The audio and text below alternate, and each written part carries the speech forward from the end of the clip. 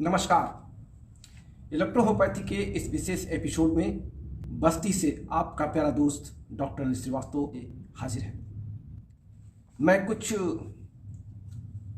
आज विशेष नुस्खों को लेकर के आपके बीच इलेक्ट्रोहोम्योपैथी के करिश्मों को बताना चाहता हूं, लेकिन उसके पहले कुछ अहम बातें हो जाए। अहम बातों में हमारे एक वरिष्ठ चिकित्सक ने अपनी एक किताब लिखी है, जो किताब उनकी बहुत ही प्रचलित है और बहुत जाने पहचाने इलेक्ट्रोहोम्योपैथी के चिकित्सक हैं जिनके नाम की बड़ी चर्चा रहती है। लेकिन उन्होंने अपनी पुस्तक के पेज नंबर 146 पे लिखा है कि टिंचर का अर्थ है अरिष्ट, सत या अर्क। मदर टिंचर का अर्थ एल्कोहल, पानी, ताप या नमी की सहायता से अभी अभी जो उत्पन्न किया गया हो उसे हम मूल अर्क या मदर टिंचर कहते हैं। इसके बाद उन्होंने लिखा कि यदि उसे रूपांतरित करने की आवश्यकता हो हम उसको किसी भी रूप में स्थानांतरित कर सकते हैं। और आगे जो उन्होंने लिखा कि अब वनस्पत के अभाव में कहीं से भी मदर टिंचर उपलब्ध करके यदि उसी अनुपात में इन औषधियों को बनाया जाए तो उसे भारतीय इलेक्ट्रोहोम्योपैथिक औषधियों का नाम दिया जाना उचित होगा। बस मैं इसी लाइन को फिर से आपको समझाने का प्रयास करता हूं। हमारे वरिष्ठ साथी ने लिखा कि किसी भी विधि से प्राप्त मूल अर्क यानी मदर टिंचर से इलेक्ट्रोहोम्योपैथी की किताबों में वर्णित विभिन्न अनुपातों में मिला के हम इलेक्ट्रोहोम्योपैथी की औषध तैयार कर लें। हालांकि वो मेरे वरिष्ठ साथी हैं, उनके इलेक्ट्रोहोम्योपैथी के क्षेत्र में बहुत महान योगदान है।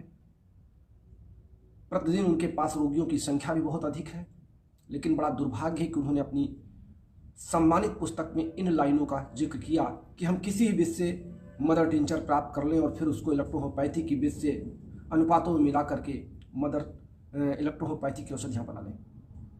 किसी भी विधि से तात्पर्य क्या है इनका, मैं ये नहीं समझ पाया। और इसीलिए मैं हमेशा ये कहता हूँ कि इलेक्ट्रोहोम्योपैथी की जो किताबें लिखी गई हैं वो दूसरी चिकित्सा विधियों की नकल की गई हैं या उन चिकित्सा विधियों के सहारे को लेकर के इलेक्ट्रोहोम्योपैथी के नाम को आगे बढ़ाने का सिर्फ प्रयास किया गया है। इलेक्ट्रोहोम्योपैथी में कुछ नया तरीका या कुछ नए शोध करने के बजाय पुराने तरीकों पर अपने विचार व्यक्त किए गए हैं और इसे शोध नहीं कहा जा सकता। इलेक्ट्रोहोम्योपैथी की औषधियाँ सूर्य के नॉर्मल तापक्रम पर, जैसा मैंने आपसे कहा कि सूर्य उदय से लेकर के लगभग 11 बजे के तापमान तक हम औषधियाँ तैयार करते हैं। तो हम ये बात कैसे स्वीकार कर सकते हैं कि किसी विधि से प्राप्त मदर टिंचर को लेकर इलेक्ट्रोहोम्योपैथी की दवाओं के अनुपात में मिला दिया जाए? इलेक्ट्रोहोम्योपैथी की औषधियों के बनाने का तरीका अलग है, अन्य चिकित्सा विधियों के बनाने का तरीका अलग है। जैसे हम ये कहें कि अशोकारिष्ट जो बनती है उसमें अशोक वृक्ष की विभिन्न उपक्रमों का, विभिन्न पार्ट का अधिक नाम होता है, तो हमने उसको अशोकारिष्ट कह दिया। इसी तरीके से एक दवा होती है जिसे हम दक्षास कहते हैं, जिसमें एल्केसाइटिन या दक्ष का मिश्रण होता है। अन्य औषधियाँ आती हैं इसी तरीके से। एलोपैथी में हमारी तमाम माइस्टिन की जो औषधियाँ हैं जिनको हम क्लोरोमाइस्टिन, इमोमाइस्टिन, एरिथ्रोमाइसिन के नाम से देते हैं, जिसमें एक ही औषध का प्रयोग होता है और विभिन्न नामों से जाने जाते हैं। तो क्या इलेक्ट्रोहोम्योपैथी में हम एक ही नाम को विभिन्न नामों से बदल दें? ऐसा नहीं है।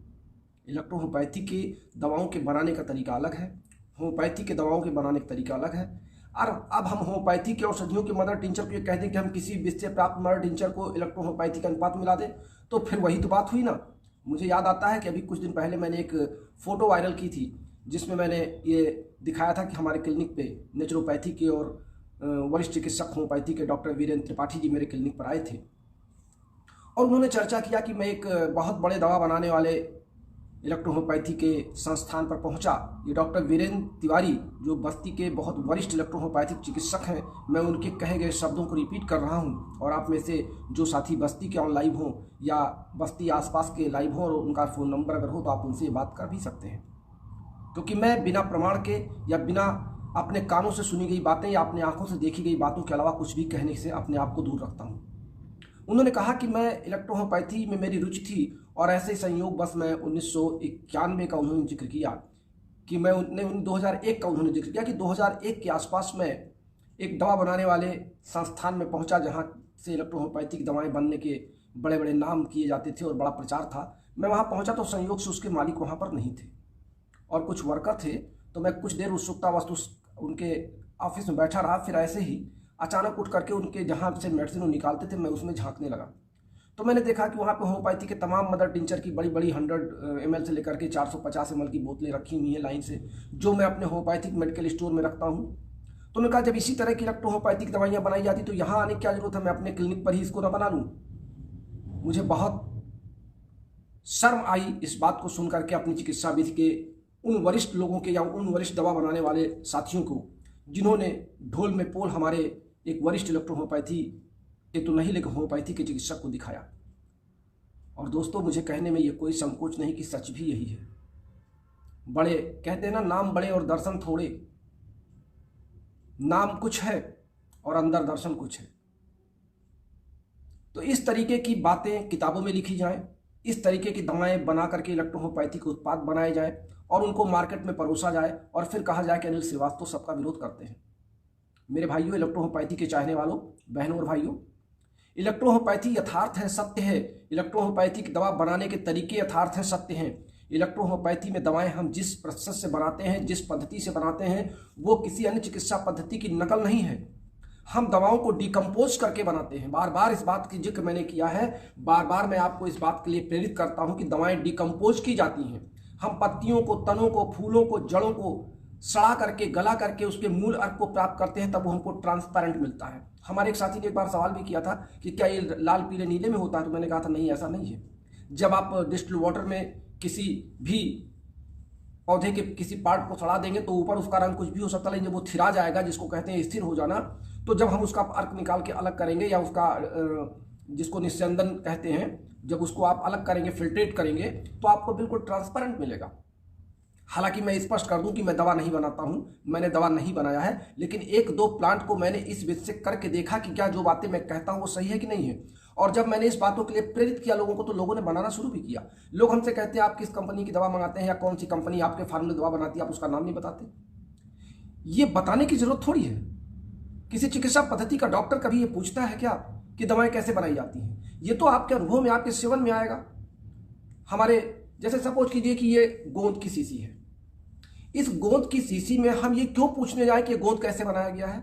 अगर ये गोंद की शीशी चिपकाने के बाद अपना काम कर देती है तो गोंद सही है। चिपकने के बाद अगर इसमें सड़न हो जाए, बैक्टीरिया लग जाए, फंगस लग जाए, या वहां से पन्ना चिपके ना बार बार निकल जाए, तो ये गोंद नकली है। लेकिन अगर इसने अपना काम कर दिया तो असली है।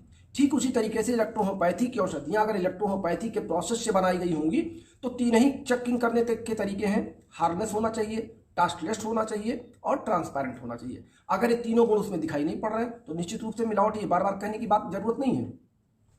अब आइए हम कुछ और चर्चा कर लेते हैं।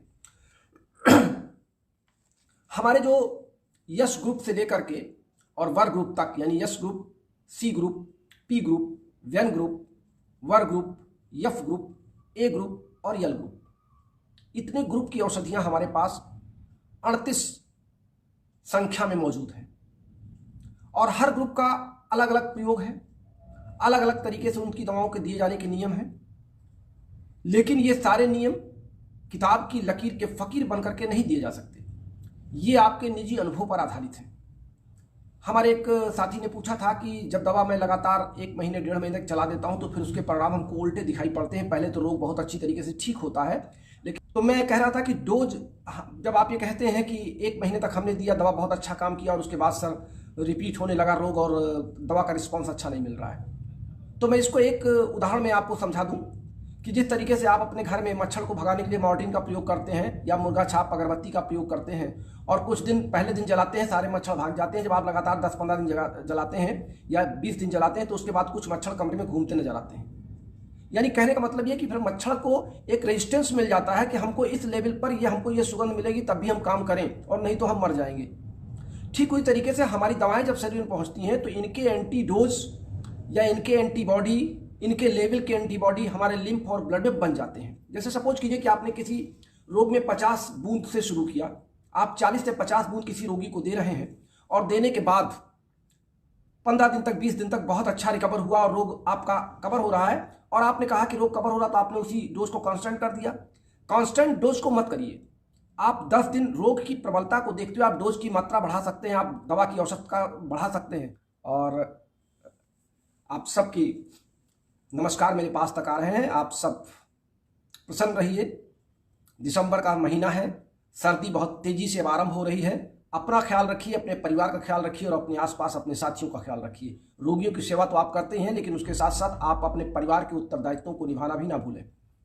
तो कहने का मतलब तात्पर्य यह है कि आप अपने दिए गए डोज को 1 सप्ताह या 10 दिन के बाद कम या ज़्यादा करके देख लें। अगर रोग कांस्टेंट कर गया है, फिर उसके बाद लाभ नहीं दिख रहा है, तो आप डोज को घटा दीजिए। जो अगर आप 50 बूंद दे रहे हैं तो आप उसको सीधे 30 बूंद कर दीजिए, यानी लगभग आप 30% डोज कम कर दीजिए। और अगर उस पर आपको लाभ फिर मिल रहा है तो कुछ दिन इसको करने के बाद फिर आप डोज को थोड़ा बढ़ा दीजिए, आप 10% डोज को बढ़ा दीजिए।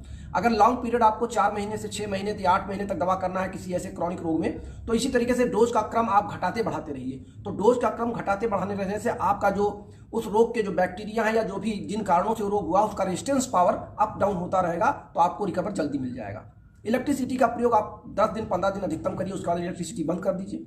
मैं एक ऐसे शोध में लगा हूं कि प्रयास कर रहा हूं कि क्या बिना इलेक्ट्रिसिटी के भी रोगों को ठीक किया जा सकता है। हालांकि 60% मैंने इसमें सफलता पाई है और जब मैं 100% के करीब पहुंचूंगा तभी मैं इस पर अपने विचार आप तक पहुंचाऊंगा।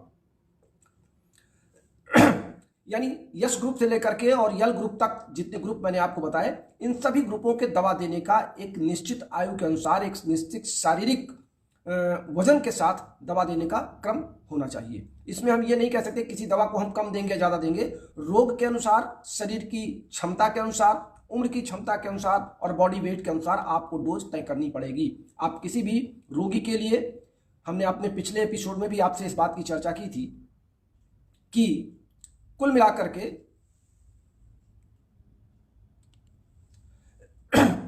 के मैं ये समझता हूं कि इलेक्ट्रोहोम्योपैथी में हम किसी बने बनाए लाइन पर अपनी बात नहीं कह सकते। हम किसी एक रोग पर जो फार्मूला सेट करते हैं, ये कोई जरूरी नहीं है कि वो फार्मूला आपके 10 रोगियों पर लागू हो जाए। कहीं ना कहीं शारीरिक अपद्रव के अनुसार या शरीर के अंगों की क्रिया के अनुसार आपको डोज घटानी या बढ़ानी पड़ सकती है। इसका आप ध्यान रखें। अब आइए एक और चर्चा कर लें। कभी कभी क्या होता है, मैं आज आपको ये नुस्खे जो आप सोच रहे होंगे मैं किसी रोग पर चर्चा करूंगा, उसकी दवाइयां बताऊंगा, इसके क्रम में मैं अभी बात नहीं कर रहा हूं। मैं आपको आज बहुत महत्वपूर्ण बातें बता रहा हूं। आप इसको कृपया ध्यान से सुने और ये सब आपके संदर्भ में है, आपके निजी अनुभव में संदर्भ है। आज की बात मैं चिकित्सकों के लिए भी, उनके परिवार के सदस्यों के लिए भी और उनके सुन रहे इष्ट मित्रों के लिए और सामान्य जनों के लिए भी बहुत महत्वपूर्ण बात जो अब मैं करने जा रहा हूं वो महत्वपूर्ण है। आपको याद होगा कि अभी पिछले रविवार को यानी 28 तारीख को मैंने अपना संबोधन चित्रकूट के आरोग्य धाम से किया था, रात शाम को 6:30 बजे। 28 तारीख के बाद 29 तारीख और 30 तारीख तक मैं बिल्कुल 29 तारीख को मैं बिल्कुल अपने आप को प्रसन्न महसूस कर रहा था, बिल्कुल स्वस्थ महसूस कर रहा था। और अचानक 30 तारीख की शाम को मुझे लगा कि कुछ मुझे सीने में जलन हो रही है, मेरे गले में जलन हो रही है। जरा इस बात को आप सब ध्यान से सुने। तो मुझे लगा कि जैसे यात्रा करता हूं तो हो सकता है यात्रा की थकान हो या कुछ एटमॉस्फेयर का चेंजेस हो, लेकिन बाद में गले की जलन, रात में सोने पर भी मुझे उठ के बैठना पड़ा। मैंने 2 बार पानी पिया और उसके बाद मुझे लगा कि नहीं, ये गले की जलन नहीं जा रही है। और मेरे पास केवल अपनी एक डिब्बी रहती है, जो यात्रा की डिब्बी मैंने आपसे चर्चा किया था। मैंने उसमें से 5 गोलियां खाई भी और कुछ राहत रही, लेकिन उसके बाद पुनः शुरू हो गया। फिर रात के 2 बजे के बाद मुझे टॉयलेट जाना पड़ गया और फिर जो क्रम जारी हुआ टॉयलेट जाने का, वो सुबह 8 बजे तक, यानी रात 2 बजे से लेकर सुबह 8 बजे तक लगभग 20 से 25 बार मुझको जाना पड़ा। और पहले तो कड़ी, जिसको आप टाइट लैट्रिन कह सकते हैं, वो हुई। उसके बाद कुछ और गीली हुई और अंत में स्थिति ये हो गई कि बिल्कुल पानी की धार, पिचकारी की धार की तरह मेरी लैट्रिन होती रही और मुझे ये समझ में नहीं आ रहा था कि इतना पानी निकल कहाँ से रहा है। अब इसके आगे की बात सुनिए, ये तो आपको जनरल बात लगी होगी कि आम बात होती है। दरअसल जब आपके शरीर के इंटेस्टाइन में कोई ऐसा अपद्रव्य पहुंच जाता है जो आपके इंटेस्टाइन को सूट नहीं करता, आपके स्टमक में अगर कोई ऐसा द्रव्य पहुंचा हुआ तो अगर वहां सूट नहीं करेगा तो आपको वोमिटिंग या कह होने की स्थिति आती है। मुझे वोमिटिंग नहीं हो रही थी, गले में जलन हो रही थी। तो मुझे ये लग रहा था कि मेरे इंटेस्टाइन में कोई ऐसा अपद्रव्य पहुंच गया है जिससे मुझे वोमिटिंग तो नहीं समझ में आ रही है, लेकिन उसमें गैस बनती है, उसके कुछ अपद्रव्य ऊपर की ओर उठते हैं, तो मेरे गले में इस पार्ट में जलन हो रही है, लग रहा आग का गोला है। और नीचे चूंकि लगातार टॉयलेट जाना मेरा जारी था और पानी निकल रहा था, लेकिन मुझे वीकनेस नहीं लग रही थी। सबसे प्लस पॉइंट ये था, तो मुझे इस बात का आभास था कि चूंकि वीकनेस नहीं लग रही है और ये पानी जो निकल रहा है ये मेरे इंटेस्टाइन की जो 6 मीटर की लंबाई है उसमें भरा हुआ अपद्रव्य वो पचा नहीं है। और जब जो भी पानी मैंने पूरे 28 तारीख की रात में और 29 तारीख के दिन में पिया था, उस पानी का 20% पार्ट ही मेरा बॉडी एब्जॉर्व कर पाया है और 80% पानी अभी मेरे इंटेस्टाइन में भरा हुआ है। इसलिए पेट को जब मैं हल्के से टच करता था तो मुझे पानी की गड़गड़ाहट नजर आती थी और पेट में धप ठप ठप की आवाज आती थी। पेट में फूला हुआ था, अजीब सी उलझन थी। तो मैंने क्या किया, ये मैं अपना अनुभव बता रहा हूं आपको। मैं चाहता तो बगल के किसी डॉक्टर से, चूंकि मेरे पास इलेक्ट्रोहोमोपैथिक दवा नहीं थी, हालांकि वहां हमारे 2 साथी इलेक्ट्रोहोमोपैथिक के मौजूद थे, लेकिन लगभग 5 किलोमीटर दूर थे। मैं चाहता तो उनके पास भी जाता, या फिर मेरे पास एक अल्टरनेट था कि मैं किसी एलोपैथी डॉक्टर के शरण में जाता और कहता मुझे ड्रिप लगाइए और मुझे तत्काल रिलीफ दीजिए क्योंकि मैं अपने इससे परेशान हूं। तो फिर मैंने क्या सोचा कि जब ये अपद्रव निकल रहा है और अब इस स्थिति में आ गया कि सफेद पानी के चावल की माड़ की तरह निकल रहा है, पिचकारी की तरह निकल रहा है, तो इसका तात्पर्य हो गया कि हमको हाइड्रो एनीमा एक तरीके से प्राकृतिक रूप से लग चुका है। यानी पानी के साथ एनीमा जो अंदर से बाहर की ओर आ रहा है। आमतौर से एनीमा बाहर से अंदर की ओर पिचकारी के माध्यम से दिया जाता है, फिर पेट आंत को साफ किया जाता है, रेक्टम को साफ किया जाता है, वहां पर लगभग 6 इंच तक ही वो कार्य कर पाता है। लेकिन आपकी आंत चूंकि 6 मीटर की लंबी होती है और अगर गले में जलन हो रही थी, पेट फूल रहा था, पानी में डब डब की आवाज पेट से आ रही थी, इसका मतलब कि आपके अंदर का जो पूरा का पूरा जिसको आप कह सकते हैं कि वेस्ट मटेरियल जो बहुत दिनों से आंत में जमा हुआ था, वो बाहर के किसी अपद्रव के कारण एक्टिव हो गया और एक्टिव होने के साथ उसने पूरा का पूरा पदार्थ बाहर निकाल दिया। और आप विश्वास नहीं मानेंगे कि 20 बार के बाद सुबह 8 बजे के बाद मैं अपने आप को बिल्कुल स्वस्थ महसूस कर रहा था। मैंने किसी भी दवा का प्रयोग नहीं किया और चूंकि मुझे बॉडी से कोई वीकनेस नजर नहीं आई, तो मैं ये मान के चल रहा था कि मेरे बॉडी की कोशिकाओं का ये द्रव्य नहीं है। ये कहानी मैंने आपसे इसलिए शेयर किया कि आमतौर से जैसे ही 3 या 4 बार लैट्रिन किसी को आई तो वो डॉक्टर की शरण में भागता है, घबरा जाता है कि मुझे डायरिया हो गया, मुझे वीकनेस हो गया, मुझे ड्रिप्स लगाना पड़ेगा, मैं उठ नहीं पा रहा हूं। जब आपके दिमाग में फीलिंग आ जाए कि मुझे डायरिया हो गया, मैं कमजोर हो रहा हूं, तो फीलिंग मैंने इसीलिए सीएनएस बना रखा है, क्योंकि सेंट्रल नर्वस सिस्टम पे अगर आपने रोग को हावी होने दिया तो आपके सारे सिस्टम बिगड़ जाएंगे। अब उसके आगे कहानी सुनिए। 30 तारीख को, पहली तारीख को मेरे साले के लड़के की शादी थी। मैं 30 और पहली तारीख को यानी 29 तारीख को दिन भर मैं अपने रोग से पीड़ित रहा। मैंने कुछ भी भोज्य पदार्थ बाहर से नहीं लिया, यहां तक कि मैंने अपने आप को, जब मुझे थोड़ी सी भूख महसूस हुई तो मैंने कुछ नहीं लिया। एक दही का बना हुआ जो कढ़ी होता है, उस कढ़ी को और चावल को मैंने 5 से 6 चम्मच, मुझे याद है अधिकतम 10 चम्मच हो सकता है मैंने खा लिया हो, वही मैंने 24 घंटे के अंतराल में भोज्य पदार्थ ग्रहण किया। क्योंकि मुझे यह एज ए फिजिशियन और एज ए पर्सनल एक्सपीरियंस ये लग रहा था कि कोई बाहरी अपद्रव जो हो सकता है यात्रा के दौरान मैंने कुछ ले लिया हो, मुझे याद ना रहा हो, या कोई ऐसा रहा हो। हालांकि मुझे याद है कि मैं रामघाट में जब घूम रहा था तो हमारे एक साले हैं जबलपुर के डिप्टी कलेक्टर, वो मेरे आए हुए थे। वो बोले कि जीजा जी आइए रामघाट पे घूमते। तो वहाँ पे एक फुल्की वाला, जिसको आप बतासे वाले कहते हैं, जब हम लोग उसके पास गए, उनको लगा कि इसको खाया जाए, तो देखा, हमने कहा कि तुम्हारा पानी कैसा है, तो उसने कहा सर टार्ट्री कुछ ज़्यादा है। अब टार्ट्री से चूंकि पानी को खट्टा करते हैं और टार्ट्री मुझे सूट नहीं कर पाई, मुझे लगा कि टार्ट्री का अपद्रव्य मेरे बॉडी को सूट नहीं कर पाया, जो जा करके इंटेस्टाइन में अपना रूप दिखा रहा है और इस नाते मुझे ये जलन भी हो रही है और इससे मुझको ये रोग भी हुआ। तो मैंने अपने दिमाग में लगाया कि ये कोई रोग नहीं है। 10 बार 15 बार अगर पतली टट्टी हो रही है या पानी की तरह पानी निकल रहा है तो उसको निकल जाने दे, देखें इसका लास्ट स्टेज क्या होता है। अभी चूंकि मुझको वीकनेस नहीं लग रही, इस नाते मैं ये महसूस नहीं कर पा रहा हूँ, मुझे बाहर से कुछ दवा लेनी चाहिए। और उसके बाद 30 तारीख को और 31 पहली तारीख दिसंबर को मैंने 48 घंटे शादी के उस कार्यक्रम में, चूंकि लड़की और लड़कों को एक ही जगह आना था और हम लोगों ने सारी व्यवस्था कर रखी थी, तो मैं एक चीफ मालिक होने के, जिसको कह सकते हैं आप जिम्मेदार व्यक्ति के होने के नाते, मैंने सिर्फ अपनी वाइफ को ये बताया कि मुझे लूज मोशन हो रहे हैं, लेकिन मैंने किसी से चर्चा भी नहीं किया।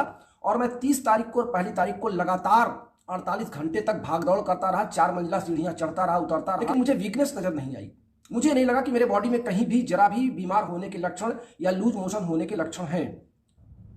तो आप सोच सकते हैं, ये कहानी मैंने आपको इसलिए शेयर किया कि आमतौर से लोग 2-4 बार लूज मोशन आने के बाद घबरा जाते हैं, बॉडी को इल फील करने लगते हैं, रेस्ट की जरूरत पड़ती है। ऐसा नहीं है। अगर आपको लूज मोशन हो रहे हैं और लूज मोशन होने तक आप बाहर से कुछ ना लें। बस एक सावधानी आप बरतें कि लूज मोशन अगर हो रहा है तो आप बाहर से कोई अपद्रव्य ना लें, तब तक ना लें जब तक आपका लूज मोशन बंद ना हो जाए। जब आपका लूज मोशन बंद हो जाए उसके बाद आप हल्का नमक और पानी का सेवन आप शुरू करें। अगर आपको मिल जाए तो उसमें आप चीनी का घोल डाल सकते हैं, लेकिन मैं ये सलाह तब दे रहा हूं, मेरी बात को ध्यान से आप सुने, कि जब लूज मोशन आपका बंद हो जाए, आपको लगे कि अब लूज मोशन नहीं हो रहे हैं, उसके बाद आप ये ले सकते हैं। उसके लेने के बाद फिर आप वेट करें कि क्या लूज मोशन रिपीट तो नहीं हो रहा, जो पानी आपने लिया वो पानी फिर तो बाहर नहीं निकल रहा। अब आप ये एक बात और ध्यान रखें कि लूज मोशन में आपकी यूरिन बंद हो जाती है, यानी पेशाब होना बंद हो जाता है। पेशाब बूंद बूंद करके होता है, क्योंकि लूज मोशन में पेशाब आपके, चूंकि पानी आपका एब्जॉर्ब नहीं हो रहा, किडनी तक वो पानी पहुंच नहीं पा रहा, ब्लड से वो छन नहीं पा रहा है। इस नाते ये प्रयास आपको करना है कि जब आप एक्स्ट्रा वाटर लेते हैं तो उस एक्स्ट्रा वाटर से क्या आपकी यूरिन पास होने लगी है। अगर आपकी यूरिन पास होने लगी है, आधे घंटे बाद आपको यूरिन का आभास होता है कि हमको यूरिन पास करना चाहिए, तो आप बिल्कुल अपने आप को स्वस्थ मानिए। आपको घबराने की आवश्यकता नहीं है, किसी डॉक्टर की शरण में तत्काल जाने की आवश्यकता नहीं, किसी औषधि की आवश्यकता नहीं है। ये कारण मैं आपको इसलिए बता रहा हूं कि ये बिल्कुल आपको महसूस होना चाहिए, अपने दिलों और दिमाग पे इस बात को बैठा लेना चाहिए कि हर मर्ज का इलाज दवा नहीं है। आपकी सोच आपको कमजोर बनाती है। आप जिस तरह की फीलिंग करेंगे, अगर आप 2-4 लूज मोशन से अपने आप को घबरा जाएंगे तो आप निश्चित रूप से अपने आप को अस्वस्थ समझेंगे। तो बस आज के लिए इतना ही। कल शाम को फिर नए उत्साह के साथ आपसे मिलते हैं। क्योंकि दिन में मैंने हल्का भोजन 72 घंटे बाद लिया है, तो कोशिश करता हूं कि कुछ हल्का फुल्का भोजन लेता हूं, और फिर कल शाम को, आज दिन भर की यात्रा की थकान और रेस्ट मैंने कर लिया है, तो अब देखता हूं कि इलेक्ट्रोहोम्योपैथी की औषधियों की आवश्यकता पड़ती है कि नहीं पड़ती है। फिलहाल चलते चलाते, चूंकि आप बात डायरिया की हुई है, तो डायरिया में हम आपसे चर्चा कर लें कि एंटी डायरियल में हम, अगर आपके पास दवा है और रोगी आपके पास आता है, तो आप यस्टेन और यशवन को, अगर यस्टेन को मिला, यशवन को आप हर 5-5 मिनट के अंतराल पे 10-10 ड्रॉप दे सकते हैं, और यस्टेन को हर लूज मोशन के बाद आप 10-10 ड्रॉप दे सकते हैं, जल्दी जल्दी। और फिर अगर पानी की तरह लूज मोशन हो रहा है, जिस तरह की कंडीशन मेरे पास आती है, अगर आपको दवा की जरूरत पड़ जाती है, आपको वीकनेस महसूस होती है, या रोगी आपसे इस तरह कंप्लेंट करता है, तो आप S3 और C3 का प्रयोग भी उसके साथ कर सकते हैं, अन्य दवाओं के अलावा। और एंटी गैस्ट्रिक, अगर गैस या गले में जलन आपको महसूस हो रही है, तो वहाँ पे आप C16 और S9 का प्रयोग आप कर सकते हैं। ये दोनों को देते ही आपको गैस से राहत मिलेगी। नींद नहीं आती है, उलझन होती है डायरिया के पेशेंट में या वीकनेस आने में, तो आप ऊपर से भोज्य पदार्थ, मैंने आपसे कहा है कि तब तक ना लें जब तक लूज मोशन आपका समाप्त न हो जाए। तो अगर आपके पास दवाइयां हैं तो CNS के साथ आप WE ले लें, 20-20 ड्रॉप। आप आराम से सोएंगे और नेक्स्ट डे आप अपने आप को फ्रेश महसूस करेंगे। आज के लिए बस इतना ही। अपने प्यारे दोस्त डॉक्टर श्रीवास्तव को जाने से पहले हमारा कॉन्टैक्ट नंबर नोट कीजिए, 9793252355। ये हमारा कॉलिंग नंबर भी है, हमारा व्हाट्सएप नंबर भी है। हमारा दूसरा व्हाट्सएप नंबर मैंने तत्काल प्रभाव से बंद कर दिया है, एक ही व्हाट्सएप नंबर मैं चला रहा हूं, क्योंकि दोनों पर पढ़ना और दोनों पर उत्तर देना बड़ा कठिन काम था मेरे लिए, और मेरे पास समय की कमी को होते हुए मैंने अपने एक व्हाट्सएप नंबर को बिल्कुल बंद कर दिया है। अब आज के लिए इतना ही। मैं स्वस्थ हूं, प्रसन्न हूं, अपनी यात्रा के बाद भी आपके बीच में हूं। आप सब ने मुझे अपनी शादी की सालगिरह पे बहुत ढेर सारी बधाइयां दी थी। आप सब की बधाइयों को स्वीकार करते हुए आप सबका आभार व्यक्त करता हूं। आप सब अपने परिवार के साथ हंसते रहें, बोलते रहें, इलेक्ट्रोहोम्योपैथी के प्रचार में लगे रहें, और सबसे कहिए कि इलेक्ट्रोहोम्योपैथी अपनाइए और स्वस्थ रहिए।